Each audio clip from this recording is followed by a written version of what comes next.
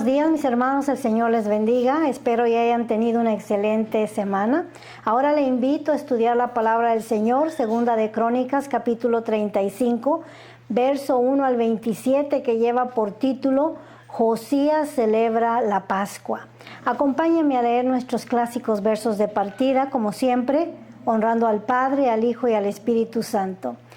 Josías celebró la Pascua a Jehová en Jerusalén, y sacrificaron la Pascua a los 14 días del mes primero.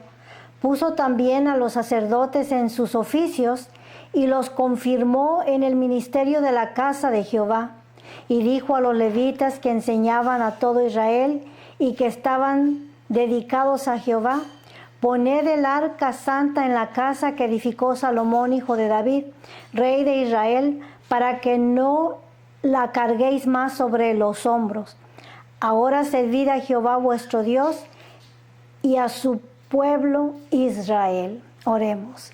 Padre nuestro que estás en los cielos, excelso, santo, amado y divino Dios, en cuya presencia estamos, en el nombre de Jesucristo venimos delante de ti, Padre, con un corazón muy agradecido. Gracias por tu cuidado, gracias por tu presencia en nuestras vidas, maravilloso Dios. Gracias por bendecirnos ampliamente en esta semana, por guardar nuestra salida y nuestra entrada, Señor amado, por poner en nosotros el querer como el hacer por tu buena voluntad. Aquí estamos, Señor del cielo, tratando de añadir conocimiento y sabiduría a nuestra vida. Padre, permita que podamos lograrlo a través de tu Santo Espíritu, quien es quien nos enseña y nos guía a toda verdad y a toda justicia. El tiempo es tuyo, Espíritu Santo, enséñanos, Maestro precioso, en el nombre de Jesús, y todos decimos amén, gloria al Señor. En el capítulo anterior estudiamos el reinado de Josías, estudiamos también cómo el Señor lo motivó para limpiar la nación de la idolatría y quitar todo lo que su padre, ¿verdad?, o su abuelo Manasés había introducido en la nación, y ordenó que el templo de Dios fuera remodelado y descombrado, ya que lo habían mal usado en el tiempo de Manasés. Y andando limpiando esos escombros, se encontraron una copia del libro de la ley. Y recordamos que el salmista Asaf se la trajo al rey y se la leyó en su presencia. Y cuando el rey escuchó la palabra del Señor, su corazón fue compungido y entendió que un juicio venía para la nación. Recordamos que él no sabía qué hacer y mandó a sus oficiales a que hablaran con la profetisa Hulda, la cual confirmó su sospecha que cierta y verdaderamente un juicio venía para la casa de Judá. Mas por cuanto el Señor había visto que el corazón de Josías se había enternecido a la palabra del Señor, le mandó dar buenas noticias, diciéndole: este juicio será pospuesto, no ocurrirá en tus años, pero cierta y verdaderamente Manasés ya había enviado a la nación a una posición sin regreso, o sea que este juicio era inevitable. En eso nos quedamos, ¿verdad?, la semana pasada. Y ahora, ¿verdad?, Josías se dedica, a pesar de que sabía que un juicio venía para la nación, se dedica a tratar de enderezar o devolver a la nación de Israel a Dios. Y miramos en él un genuino arrepentimiento, un arrepentimiento que no vamos a ver desgraciadamente en el resto del pueblo. Ahora él continúa con su programa de adoración o de rededicar a la gente al Señor. Por tanto, prosigue a celebrar lo ordenado por la ley, que era la celebración de la Pascua, y ese es el título de nuestro estudio en esta mañana. Verso 1 dice: Josías celebró la Pascua a Jehová en Jerusalén y sacrificaron la Pascua a los 14 días del mes primero. Leímos que anteriormente Ezequías celebró la Pascua. Ahora es Josías quien también se propone a celebrar la Pascua. Ahora la diferencia fue que Ezequías la celebró en el segundo mes y Josías la celebra conforme la ley de Moisés en el primer mes, que es el mes de Nisan, entre marzo y abril, el día 14, este es el mes de Nisan, y Ezequías lo hizo en el segundo mes por cuanto no se había preparado. Y podemos mirar aquí, ¿verdad?, que Josías se preparó con 6 meses de anticipación. Desde el momento en que le dieron, ¿verdad?, el reino, él comenzó a prepararse para esta celebración. Gloria al Señor. Ahora, para el que no entiende cuál es la celebración todavía de la Pascua o del Cordero Pascual, es la noche en que el Señor sacó al pueblo de Israel de Egipto, dice su palabra, con brazo duro y con gran poder. Gloria al Señor. Aquella noche, ¿verdad?, ordenó que cada familia se juntara por números. Si podía una sola familia consumir un corderito, lo hiciera una sola familia, pero si era una familia pequeña, deberían de juntarse con otra familia para consumir aquella noche el corderito, el cual sacrificaron, y ordenó, ¿verdad?, Moisés, que la sangre de ese corderito se pusiera en la puerta, en el dintel de la puerta, para que cuando pasara el ángel de la muerte a cobrar la vida de los primogénitos, en toda casa que se encontrara esa sangre, el ángel de la muerte pasara de largo. Y recordar también ese día que el Señor los rescató de la esclavitud. Ahora ese cumplimiento era sombra de lo que había de venir. Nuestro Señor Jesucristo, que Él es el Cordero perfecto también, que ha quitado el pecado del mundo. A través de nuestra fe en su sacrificio es que también la muerte no se enseñorea de nosotros. En lo físico, sí, todos tenemos que morir, pero en lo espiritual, Él promete que no moriremos eternamente. Gloria al Señor. Léalo, está en el capítulo de Éxodo, en el capítulo 12 de Éxodo. Léalo con detalles y el Espíritu Santo lo va a iluminar en esta celebración. Esto es lo que estaba el pueblo de Israel celebrando. Era un día de fiesta que Dios ordenó que se celebrara perpetuamente, pero sabemos que cuando un rey pagano tomaba el reino, pues todos los días de fiesta que se celebraban al Señor se olvidaban. Aquí habían pasado posiblemente unos 75 años de que no se había celebrado una vez más la Pascua desde los días de Ezequías. Ahora Josías se dispone a celebrar la Pascua. Puso también a los sacerdotes en sus oficios y los confirmó en el ministerio de la casa de Jehová. Y dijo a los levitas que enseñaban a todo Israel y que estaban dedicados a Jehová: poned el arca santa en la casa que edificó Salomón, hijo de David, rey de Israel, para que no la carguéis más sobre los hombros. Ahora servid a Jehová vuestro Dios y al pueblo de Israel. El arca del pacto había sido sacada de la casa de Dios, del templo que había construido Salomón durante el reinado de Manasés, que duró 55 años, y puso ahí, recordamos, sus imágenes de los horóscopos y su idolatría, ¿verdad? Hizo culto a los astros, entre muchos otros pecados que cometió delante del Señor.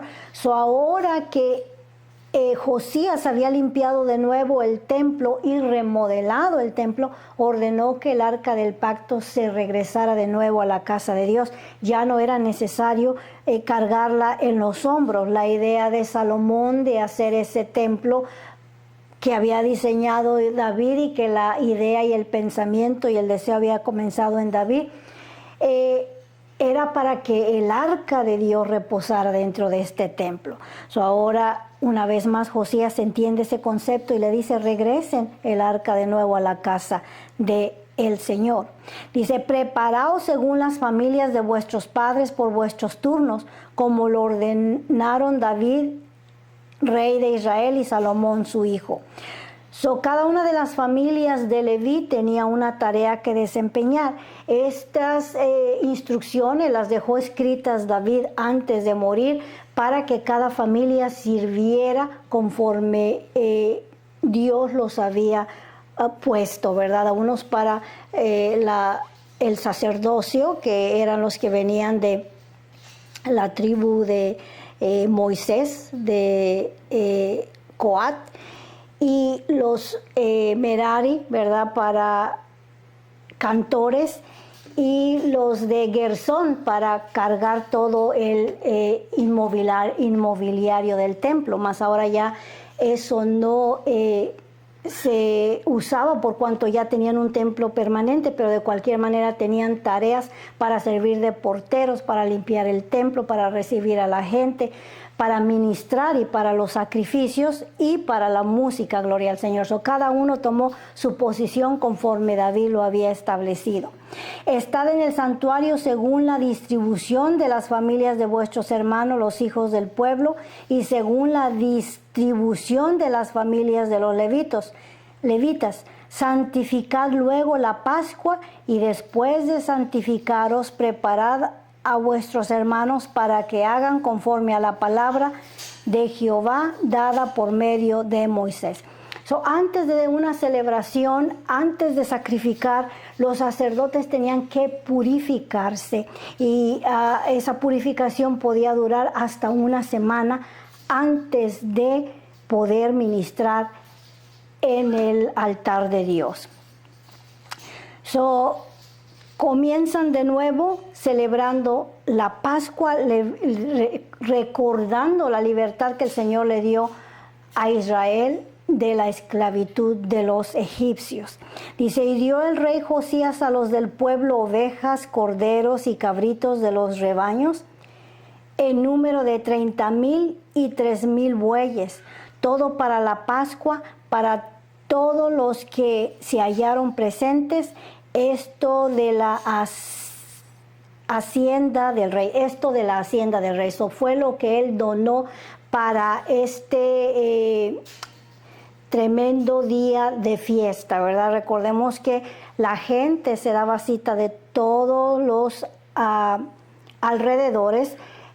Anteriormente eran solamente la tribu de Judá y de Benjamín, pero recordamos que Josías extendió la invitación a las otras tribus, al remanente pequeño que todavía quedaba en Israel, para que vinieran y se reunieran. Se juntaron ahí todos los miles de hombres, de varones desde 13 años arriba, para celebrar esta celebración. Ahora, esta celebración duraba 7 días y era para incendiar, ¿verdad?, quemar esa ofrenda para el Señor, lo cual el aroma subía delante de su presencia como un olor grato, ¿verdad?, era lo que el Señor recibía. Y la gente que estaba ahí participaba del sacrificio, ¿verdad? Podía sentarse en los atrios de la casa de Dios o afuera de los atrios para comer con sus familias y tener así una comunión con el Señor. Dice el verso 8, también sus príncipes dieron con liberalidad al pueblo y a los sacerdotes y levitas. Ahora, no nos dice qué tanto fue lo que los príncipes dieron, ¿verdad? Tal vez fue mucho que no lo pudieron contar, o tal vez fue poco que no los quisieron avergonzar, pero de cualquier manera la Biblia no escribe, ¿verdad?, cuánto dieron los príncipes. Hilcías, Zacarías y Jehiel, oficiales de la casa de Dios, dieron a los sacerdotes para celebrar la Pascua 2,600 ovejas y 300 bueyes. esta fue la contribución que dieron los sacerdotes, y el número de sacerdotes eran muchísimos también de ellos.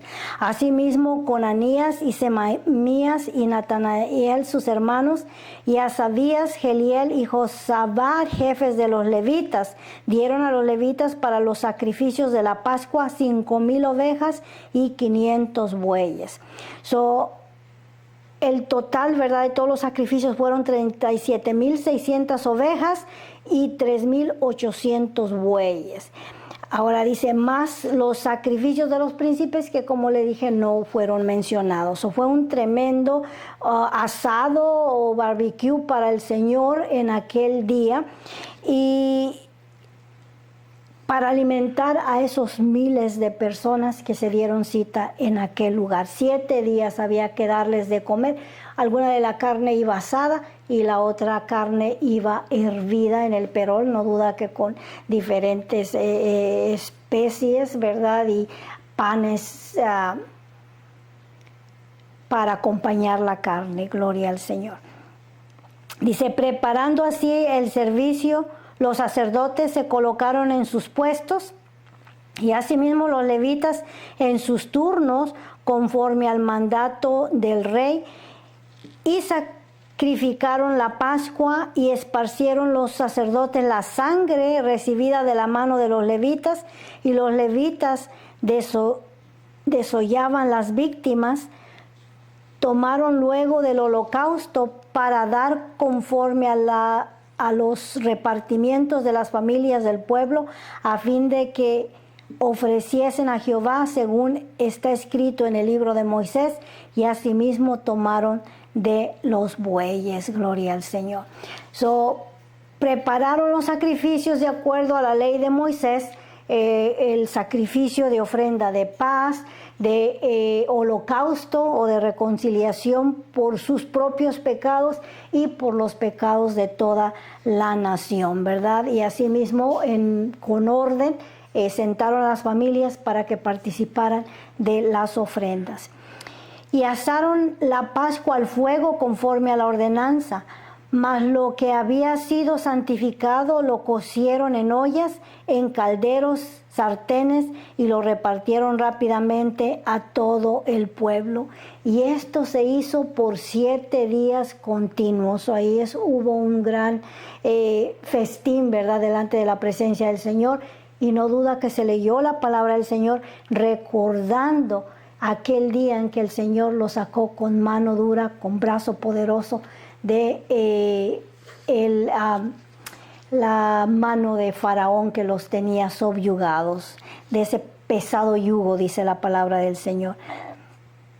Dice, después prepararon para ellos mismos y para los sacerdotes, porque los sacerdotes, hijos de Aarón, estuvieron ocupados hasta la noche en el sacrificio de los holocaustos y de las grosuras. Por tanto, los levitas prepararon para ellos mismos y para los sacerdotes, hijos de Aarón. Solo que vemos aquí, ¿verdad?, una gran organización, pero los levitas, los que sirvieron, se quedaron siempre al último, ¿verdad? Los que hemos servido en algún momento, ¿verdad?, en los eventos grandes en las iglesias, no se cuenta el número que ellos tuvieron que alimentar, pero de cualquier manera, cuando hablamos de más de 250 personas para arriba para darles de comer, implica un cierto organización y rapidez, ¿verdad? Y a nosotros nos tocó servir en esa área, y muchas veces, ¿verdad?, los que sirven se quedan sin comer, y esto mismo le pasó aquí a los levitas, que atendieron a toda la gente, que no había habido tiempo para ellos comer y tuvieron que preparar para participar ellos también del Cordero Pascual. Ahora separaron las grosuras eran la ofrenda para el Señor, y había una manera específica de cómo separarlo, y la carne, ¿verdad?, era la que se asaba y se cocinaba. Aparte de ser sacerdotes y de ser carniceros porque tenían que saber cómo cortar la víctima. También tenían algo de cocineros, ¿verdad? Para darle de comer a tanta gente. Asimismo, los cantores, hijos de Asaf, estaban en su puesto, conforme al mandamiento de David, de Asaf y de Hemán y de Judutín, vidente del rey. También los porteros estaban a cada puerta y no era necesario que se apartasen de sus ministerios, porque sus hermanos los levitas preparaban para ellos, ¿verdad? O sea que ellos se ocuparon de su privilegio, y los levitas desempeñaron muy bien también el privilegio que a ellos les tocaba de descuartizar todas aquellas víctimas. Nadie abandonó sus puestos, cada uno hizo su trabajo. Dice, así fue preparado todo el servicio de Jehová en aquel día para celebrar la Pascua y para santificar los holocaustos sobre el altar de Jehová conforme al mandato del rey Josías. La gente trabajó, ¿verdad? Pero no con un corazón completo. Leemos que muchos lo hicieron al mandato de Josías, ¿verdad? Obedecieron, dice aquí, al mandato de Josías. O una cosa es hacerlo de todo nuestro corazón y otra cosa es hacerlo porque nos lo están pidiendo, ¿verdad? O porque nos lo están mandando. Y aquí podemos entender que dice, para celebrar la Pascua y para santificar los holocaustos sobre el altar de Jehová conforme al mandamiento del rey. Estaban obedeciendo al rey. Y vamos a mirar, ¿verdad?, que la Biblia declara que no hubo otro festejación del Cordero Pascual tan grande como esta. O sea que la gente llegó y participó, gloria al Señor, y respondió al mandato del rey.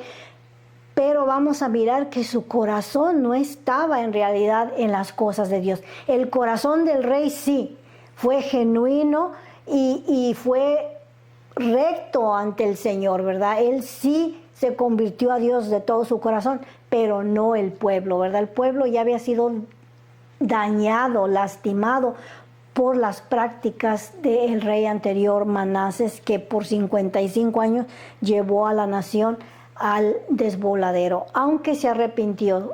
Estudiamos a este rey Manases y hizo lo peor ante los ojos del Señor, pero al final se arrepintió y Dios, que es tan bondadoso y misericordioso, le perdonó también, gloria al Señor. Y dice, los hijos de Israel que estaban allí celebraron la Pascua en aquel tiempo y la fiesta solemne de los panes sin levaduras por 7 días. Nunca fue celebrada una Pascua como esta en Israel desde los días de Samuel el profeta, ni ningún rey de Israel celebró Pascua tal como la que celebró el rey Josías con los sacerdotes y levitas y todo Judá e Israel. Combinó las dos naciones, o la única nación, pero los dos reinos los combinó. Lo que se hallaron allí juntamente con los moradores de Jerusalén. El escritor declara, ¿verdad?, lo que ya le dije anteriormente, que no hubo otra celebración como esta, ¿verdad? Josías superó a los jueces y superó a los reyes en esta celebración. Fue algo nunca visto, podamos decirlo así. Esta Pascua fue celebrada en el año 18 del rey Josías. El rey ahora es un hombre relativamente joven, comenzó a reinar a los 8 años, pasaron 18 años de que él había sido coronado, ahora tiene 26 años de edad. Y está tratando con todo su esfuerzo y con todo su corazón de llevar al pueblo a la dirección correcta. Está tratando de hacerlos volver o acercarlos a Dios de nuevo, ¿verdad? Ahí está luchando, poniendo todo su intento, gloria al Señor. Trató de hacer borrar, ¿verdad?, tanto mal que Manase le había hecho a la nación con la idolatría y la astrología y el tarot y todas las cosas que metió en la nación. Ahora vamos a mirar la muerte de Josías. Esto ocurre unos 13 años después de esta celebración. Tenía ahí 18 años reinando, ahora unos 13 años después. Recordamos que solamente que reinó sobre la nación por 31 años. O unos 13 años después viene la muerte de Josías, verso 20. Dice, después de todas estas cosas, luego de haber reparado Josías la casa de Jehová, Necao, rey de Egipto, subió para hacer guerra en Carquemis, junto al Éufrates, y salió Josías contra él. Los babilonios estaban en guerra con los asirios. Esto había sido ya por mucho tiempo y obviamente los babilonios habían comenzado a dominar sobre los asirios. A este punto los asirios habían perdido ya la capital de Nínive y ahora les quitan la ciudad de Carquemis. Esta ciudad fue tomada por Babilonia y Necao, el faraón o el rey de Egipto, sube, ¿verdad?, para tomar esta ciudad que ya los babilonios habían tomado unos 2 o 3 años después de que Nabucodonosor la hubiera tomado. Y el ejército, ¿verdad?, trata de regresar los babilonios para quitarle esta ciudad a los de Egipto. Nada tenía que ver esta guerra con Judá o con Josías, ¿verdad?, que era el rey que estaba reinando en este tiempo. Ahora, en este periodo de tiempo, Egipto viene para ayudar a Asiria, que estaba siendo dominada por Babilonia, era la potencia más fuerte de ese tiempo. Y por alguna razón, no sabemos por qué, porque la Biblia no nos lo describe, Josías decide oponerse a los egipcios.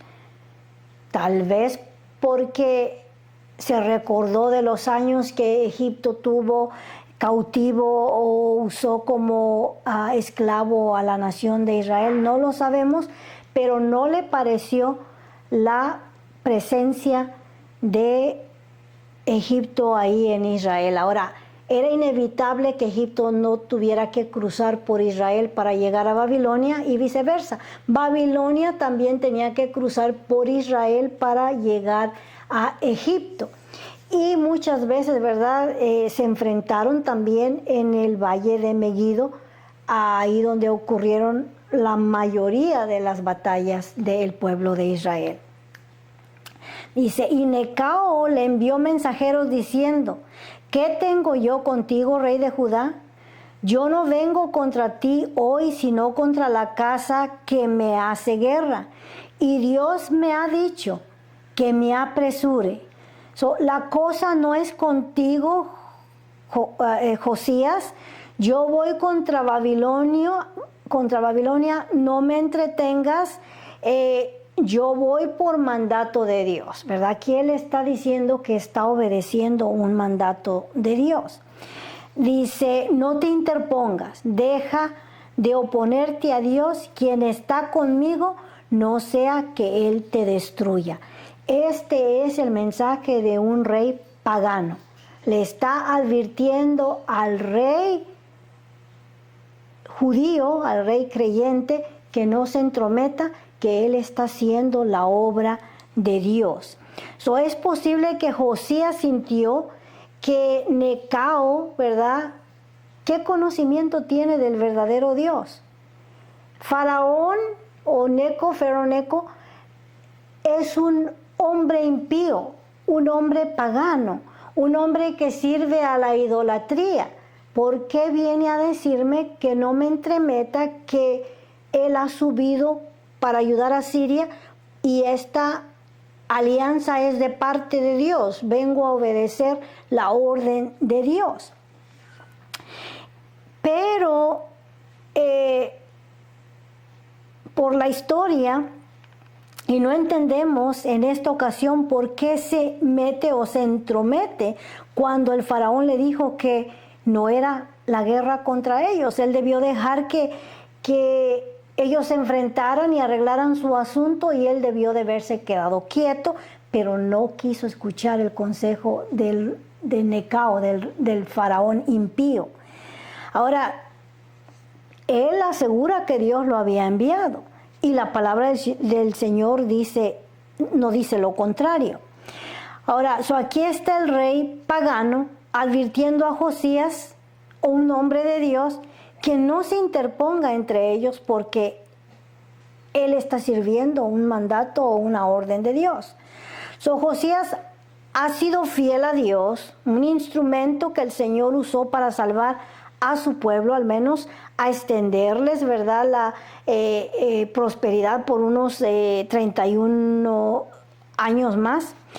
Es posible que él pensó que no podía hacerle daño a la nación. Está aquí solamente para entremeterse, pero a nosotros, por cuanto servimos al Señor, no puede hacernos nada. Recordemos que esto era de parte del Señor y debió de haber escuchado, no debió de haberse metido en esta guerra innecesaria que le va a costar su vida, en pocas palabras.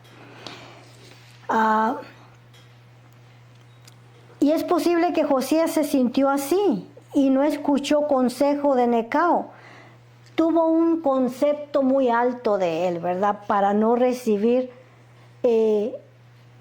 un mensaje de un hombre impío, ¿verdad? Ahora Dios usa a quien Él quiere, ¿verdad?, para darnos un mensaje. Lo que nos hace falta es el discernimiento para saber cuándo es Dios hablando o cuándo Dios no es el que está hablando. En este caso, lo que le hizo falta fue discernimiento a Josías.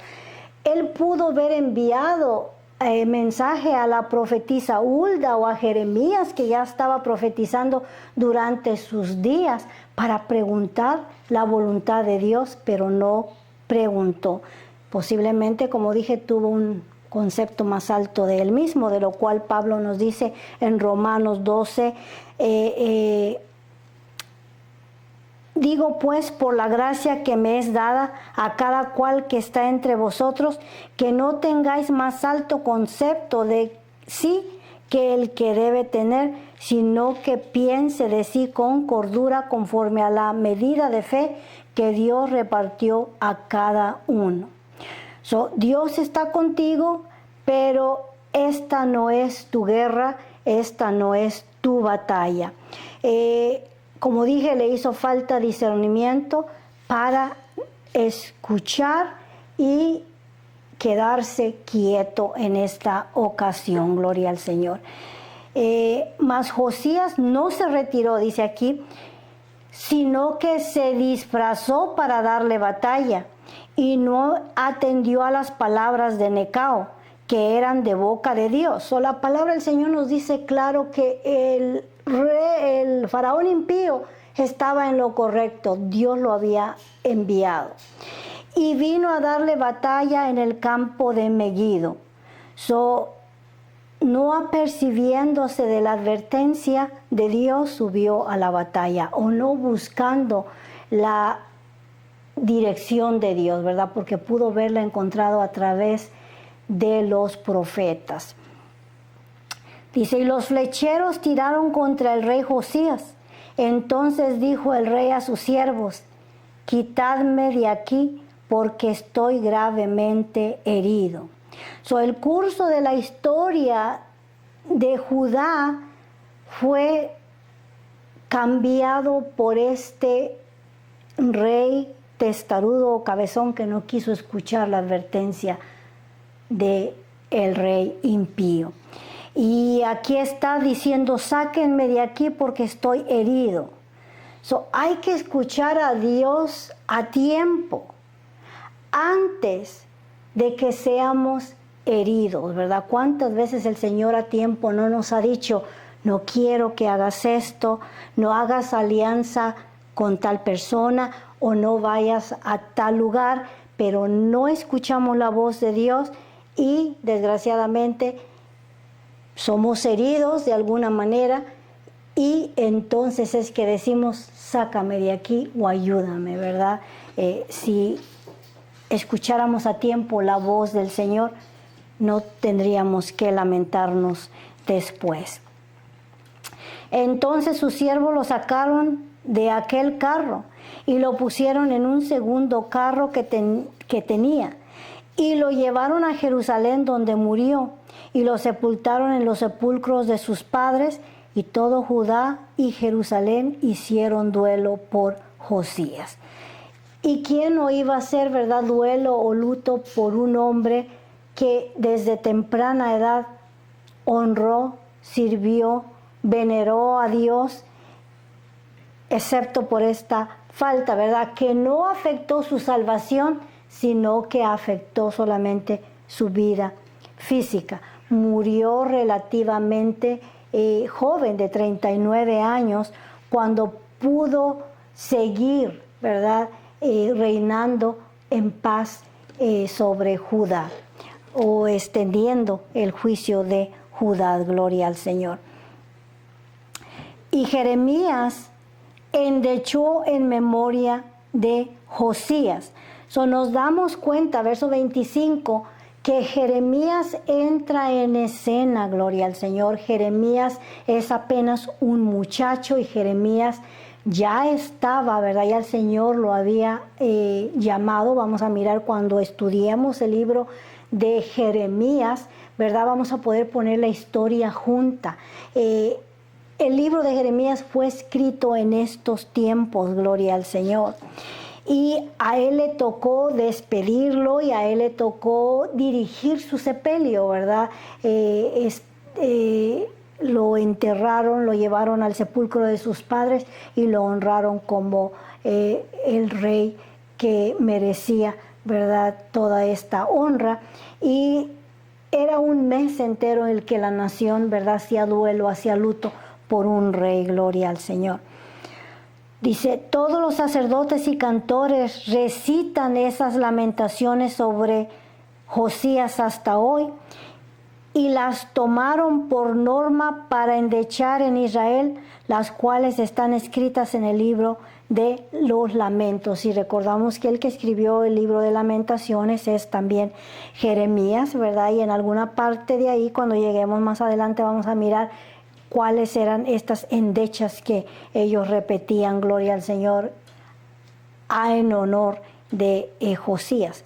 Los demás hechos de Josías y sus obras piadosas conforme a lo que está escrito en la ley de Jehová, y sus hechos primeros y postreros, aquí están escritos en el libro de los reyes de Israel y de Judá.